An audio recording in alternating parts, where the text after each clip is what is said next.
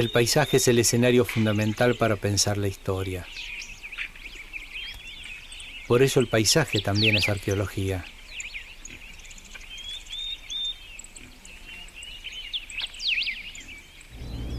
A principios del siglo XVII llegó desde Europa una orden de sacerdotes con una misión muy clara: construir un imperio.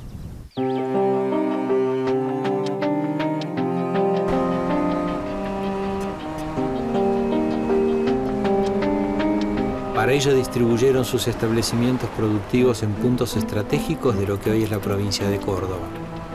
Y con el fruto de lo producido, pudieron abastecer y financiar sus colegios, conventos, iglesias y hasta fundar una universidad. Apoyados en la mano de obra esclava, desarrollaron la agricultura, la ganadería, los textiles y en algunos casos la minería, y generaron un modelo de producción que marcó para siempre la economía de la región.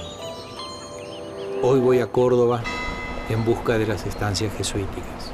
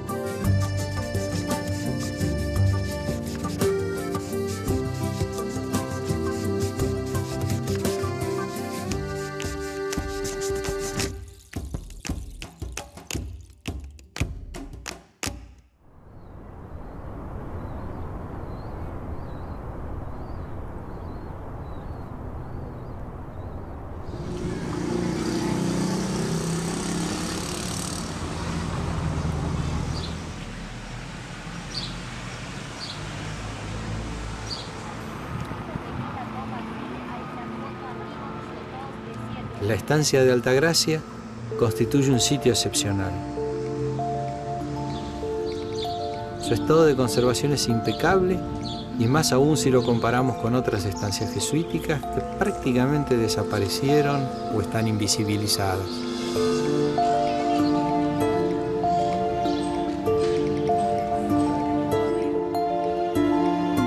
Este viaje representa una búsqueda. Significa tratar de entender ese gran imperio que hace siglos concentraban los jesuitas. Altagracia fue una estancia que la Compañía de Jesús estableció en Córdoba para mantener su labor misionaria y educativa del Colegio de Montserrat y demás. Lo que vemos hoy es el casco de la estancia, que era extensísima y se dedicaba a la producción de mulas y de textiles vastos. Es un establecimiento agroganadero. Un establecimiento agroganadero, exactamente. Dirigido por jesuitas y con mano de obra esclavizada, o sea, africanos esclavizados y algunos aborígenes conchavados. ¿Cuántos jesuitas? Entre 2 y 3 padres dirigían estos establecimientos con hasta 300 personas trabajando, ¿no? 2 o 3 para manejar 300 esclavos que lo que soñaban era escaparse y volver a su tierra. Exactamente. No es un tema fácil, menor, digamos. Generalmente tenían un capataz en cada uno de sus puestos y generalmente el sistema era combinar un poco el trabajo del indio con el trabajo del negro. Entonces, bueno, seguramente en un sistema un poco de poder de uno sobre otro es como combinaban el trabajo, por ejemplo, de los puestos, ¿no? Combinar el trabajo del indio con el del negro. Seguramente este sistema de liderazgo de uno sobre otro se complementaba con un lenguaje simbólico impuesto desde la iconografía religiosa y desde la arquitectura, el barroco.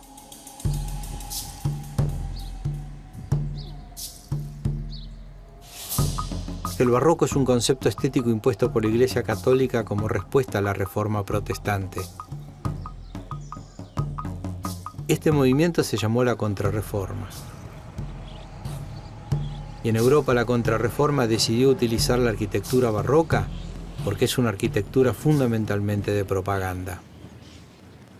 Bueno, y acá ya estamos frente a la impresionante pared barroca, ¿no? de la iglesia, el exterior de la iglesia hacia este lugar, este muro curvo con sus pilastras curvas, es una arquitectura que en América no existe. Hay muy pocos ejemplos, porque es la concepción barroca del espacio que había en Europa, que, bueno, América no llegó, ¿no? Y este es uno de los muy poquitos casos y que se ha conservado casi intacto, y así, al verlo descarnado, bueno, como arquitectura es muy impactante. El obraje y la iglesia son un claro ejemplo de la arquitectura barroca americana. Lo elaborado en el obraje de Altagracia servía para satisfacer las necesidades básicas del Colegio Máximo, así como para proveer vestimenta a los propios esclavos del establecimiento y convertirse en moneda de pago para los conchavados. Toda una estancia autosuficiente.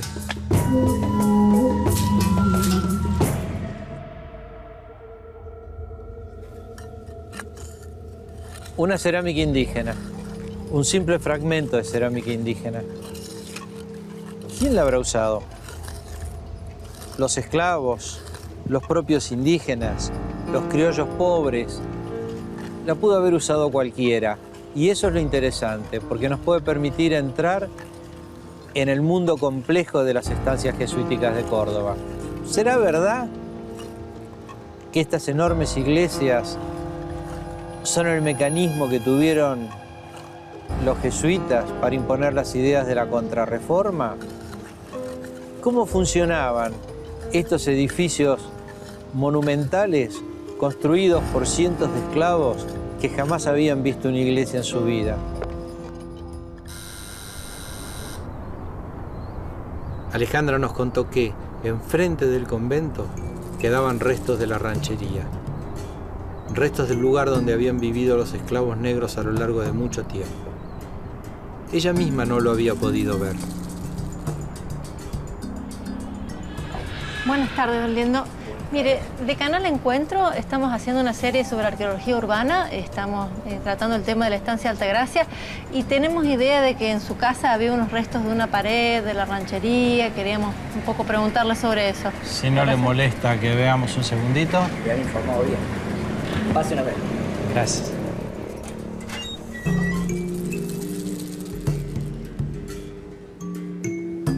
Juan Carlos Liendo, un vecino de la estancia, nos permitió entrar en su casa para descubrir, quizás, el mejor secreto que aún se guarda. La evidencia viva, material, de esa ranchería supuestamente desaparecida, que era donde habitaban los esclavos. Aquí es donde tiene los restos de lo que fue en parte la antigua ranchería. Y construcciones, supongo, ¿no? De la familia y hechas a lo largo del tiempo.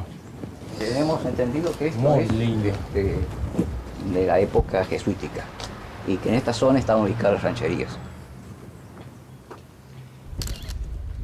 ¿Qué opinas de estos muros? Podemos observar en el muro la cantidad de tejas que hay incrustadas como cuñas, que eso es clásico de la construcción que hacían los jesuitas, ¿no? Y más en este tipo de construcción que seguramente era algo mucho más sencillo. Se continúa por acá. ¿Y esta cocina? Bueno, esto Porque es un fogón. ¿no? Muy original. Sí, un fogón de leña, que era la antigua cocina de la casa del fines del siglo XIX. Y esta es la parte interior en donde se pueden ver, creo, algunos restos de lo que era la ranchería. Sí. Mi abuelo hace esta propiedad, esta casa, fines del siglo XIX, 1880 y pico, 1890, no sé bien, pero por allí ha sido, ¿no? Y entonces, como usted decía, los muros tienen un poco, muestran las etapas, ¿no? De las construcciones. Si uno mira allá arriba, eso no es 300 años atrás, eso es siglo XX. 18, 19, 20, ¿no? Probablemente los de más abajo sí son los muros originarios. El modo de vivir de los altagracienses ha integrado ese patrimonio cultural a su vida diaria. Y un poco es lo que nosotros hacemos, ¿no?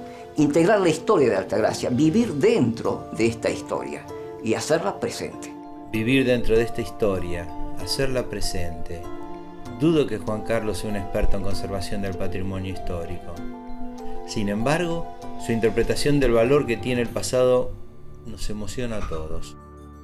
Yo le pediría si me deja tomarle una fotografía acá dentro de este espacio, porque es también parte de la memoria mía conservar un recuerdo de un sitio y de quien a lo largo de varias generaciones,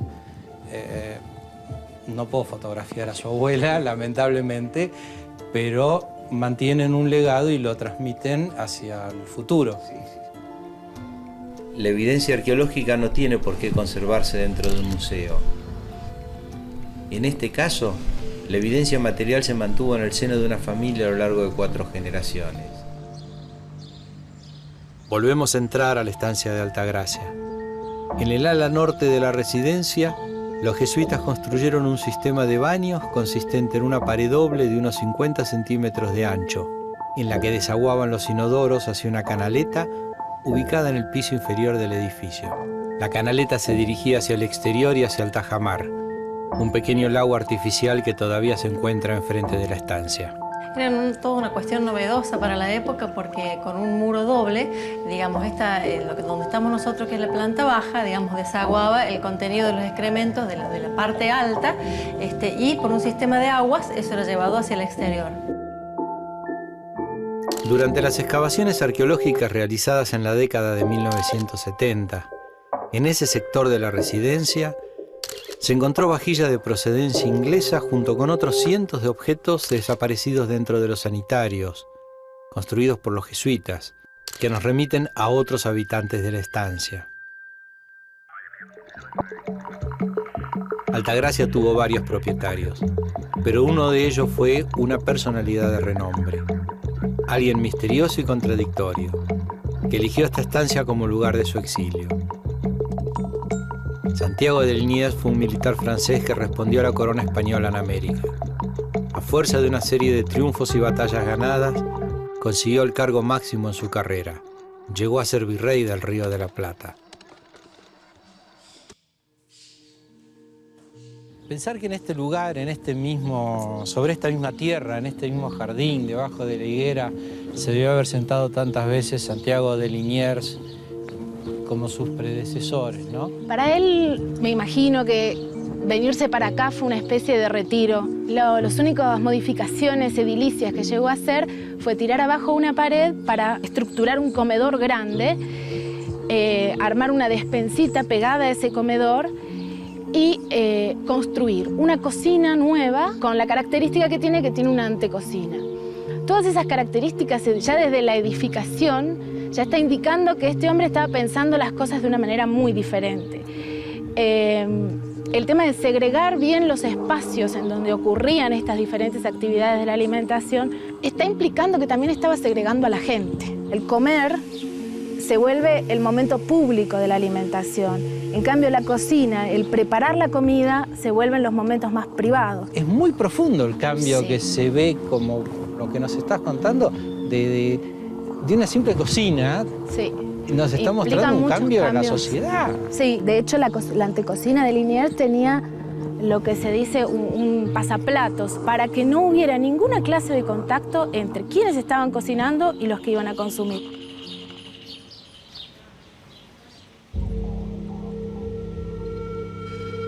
Altagracia, los jesuitas, el virrey Liniers. Me pregunto qué tienen en común. Creo que hay algo interesante. Una cocina y un comedor. Liniers introduce la modernidad dentro del edificio. Una cocina que hasta vajilla de la revolución industrial tiene. A mi entender, lo que tienen en común es que ambos fueron modernos para que nada cambiara realmente. Finalmente, lo que cambió fue el mundo. Liniers es fusilado. Los jesuitas son expulsados.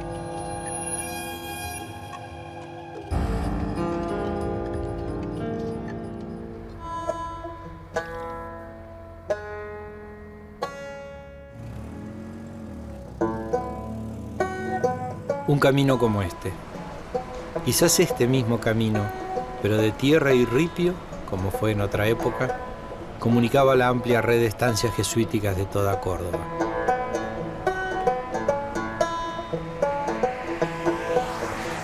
La estancia de San Ignacio supo ser la más grande de todas. Sus límites se extendían casi hasta el río Cuarto, a 300 kilómetros de aquí. ¿Qué pasó con esta estancia? ¿Por qué desapareció del mapa? ¿Por qué casi no la podemos ver? Bueno, estamos entrando ya por fin a lo que fue la estancia de San Ignacio, sí. Aquí están las ruinas de lo que fue antiguamente. ¿Y entre cuándo y cuándo funcionó en este lugar? Más o menos. Desde el año 1726 hasta la expulsión de los jesuitas. Analía Signoril es historiador y docente local. Cuando empezamos a recorrer el terreno, me pidió que le contara mi interpretación de los pocos restos que aún se pueden ver. Acá todavía vemos, ¿viste? La típica construcción jesuítica que va mezclando las piedras con las tejas y los fragmentos de ladrillos, los grandes ladrillones de 40 y tantos centímetros o los fragmentos de tejas del techo, ¿no? Es decir, que todavía en superficie quedan algunas pocas evidencias de lo que fue, ¿no? Por donde miremos hay largas acumulaciones. Esta es una pared, probablemente una pared importante por la acumulación, la extensión, la tierra se juntó de este lado, acumulación de piedras, no del otro lado. Acá tenés ladrillo y teja junto con la piedra, es decir, esto que veíamos en todas las estancias en forma repetitiva como parte del aparejo constructivo, ¿no? Nos encontramos con Juan Carlos. Quizás él nos pueda contar algo sobre lo que pasó en la estancia. Venimos a conversar un ratito sobre este sitio maravilloso en el que viven. Nos gustaría... Sí, gracias. El terreno donde actualmente se encuentran los restos de las ruinas pertenecía a una familia de Santa Rosa. Cuando lo adquirimos, fue la primera vez que me acerqué a las ruinas. Había restos de un edificio largo que después me enteré viendo un plano que aparece en este mismo libro, que eran los restos de la capilla. Probablemente parte de esto es lo que se ve hoy en día, digamos, las piedras. Lo que quedan son estas piedras de acá abajo. Sí, estas piedras de acá abajo. Sí. Cuando nosotros llegamos aquí en el 63, si bien venían turistas, esto no era muy conocido. Eso hacía, me parece a mí, que no despertara demasiado interés el rescate histórico y conservacional de las ruinas. Y bueno, con el paso del tiempo se fue degradando y después, sobre todo en la década del 70 al 85, acá hubo tormentas gravísimas y todo eso dañó todo el entorno al punto que después comenzaron a caer las cosas, así se convirtieron en auténticas ruinas. No había nada erguido sobre el suelo, como ustedes lo han visto, ¿no? Después también nos enteramos cuando fuimos a un museo que hay en Alta Gracia, en lo que fuera la finca del virrey Liniers. Está el libro de administración de esta estancia. Entonces, algunos hallazgos que hacíamos comenzaron a explicarse. Por ejemplo, desde esta posición que ocupamos hacia el sur, había una faja donde encontrábamos restos, huesitos de animales chicos, como ser chivitos, cabritos, rodeados de carbonilla. Que era un lugar eran donde... las cocinas que tenían para los esclavos negros que trabajaban en este lugar. Los jesuitas tenían 200 esclavos negros, ahí en el libro de la administración consta. Analía me mostró un documento que utilizó para su libro. Este inventario nos permite ver, por un lado, la magnitud que tuvo esta estancia, y por otro nos aporta un dato revelador. Cuando van inventariando los candeleros, las escudillas, de pronto, como un objeto más, como una cosa más, negros de mediana edad. Y empieza inventariando a los negros mayores, generalmente con el nombre de Leo, primeramente un negro llamado Ignacio, de edad de 68 años, poco más o menos, por la misma edad e inservible, no vale asignarle precio. Se van inventariando con el nombre, sin apellido, en algunos casos aparece como Francisco de María, como si fuese el nombre de la madre, pero no hay ninguno con apellido, son todos negros, africanos, menos uno solo que era mulato. Y bueno, está el inventario de los 200 que había, 239 en la época de las temporalidades, porque aumentó, permanentemente iba aumentando el número de ¿Todos esclavos. mayores de edad? No, porque hasta niños. comentaste al principio mayoría de edad, digamos, o de edad mediana. Más adelante están los niños. Están todos. Es decir, que había todo un sistema productivo alrededor de esto y campos y campos. A mí me llama la atención la eficiencia de la administración jesuítica, porque según los libros había solamente 4 padres que administraban una estancia que se extendía hasta Río Cuarto. 4 personas para atender exitosamente toda esa magnitud. Llama mucho la atención aún en el día de hoy, considerando que en esa época no había celulares, ni internet, ni telégrafo, ni correo establecido. Por supuesto que llama la atención. 239 esclavos aquí, otros 200 o 300 en Altagracia. Y estos números se multiplican por 6, ya que 6 eran las estancias que se encontraban en todo el territorio cordobés. Efectivamente, esto nos muestra la magnitud de este complejo sistema productivo que también empezaba a desarrollar la actividad minera. La historiadora nos contó sobre la existencia de unos hornos que estaban en la cercanía de la estancia y en los que se supone se fundía cobre. No se sabe en qué época se construyeron estos hornos. A una primera mirada hay distintos tipos de construcciones que incluso resistieron distintos al tiempo. La parte de abajo muestra las uniones, hay partes hechas de ladrillo, pero por el lado de afuera tenés la típica construcción de calicanto, la construcción jesuítica, pero con revoques de cemento, casi siglo XX. Si pudiéramos encontrar metal fundido, podríamos fechar exactamente en qué momento, casi con año, se utilizó cada uno de esos sectores. Cuando un producto cerámico se cocina, las moléculas que lo componen se orientan de una manera determinada. Conociendo esa orientación, podemos saber ahora la fecha en que se hizo esa pieza.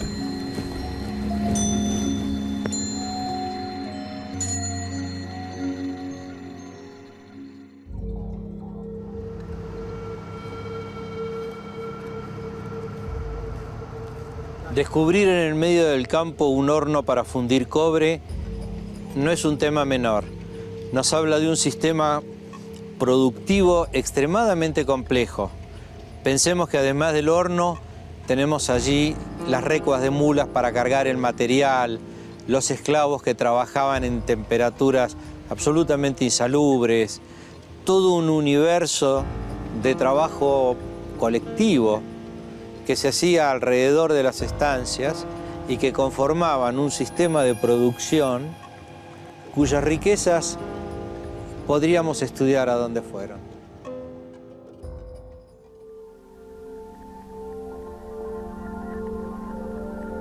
Hay muchas formas de acercarse al patrimonio, de leerlo y de usarlo. Hay monumentos que han sido simplemente destruidos, borrados. Y hay lugares que han sido preservados en la memoria de la población y por la simple acción de los vecinos. Lo que aprendimos en este recorrido radica en el peso tremendo que tiene lo jesuítico en la memoria y en la identidad de Córdoba. No hay duda de que conformó la base de la identidad cordobesa, y eso perdura hasta hoy.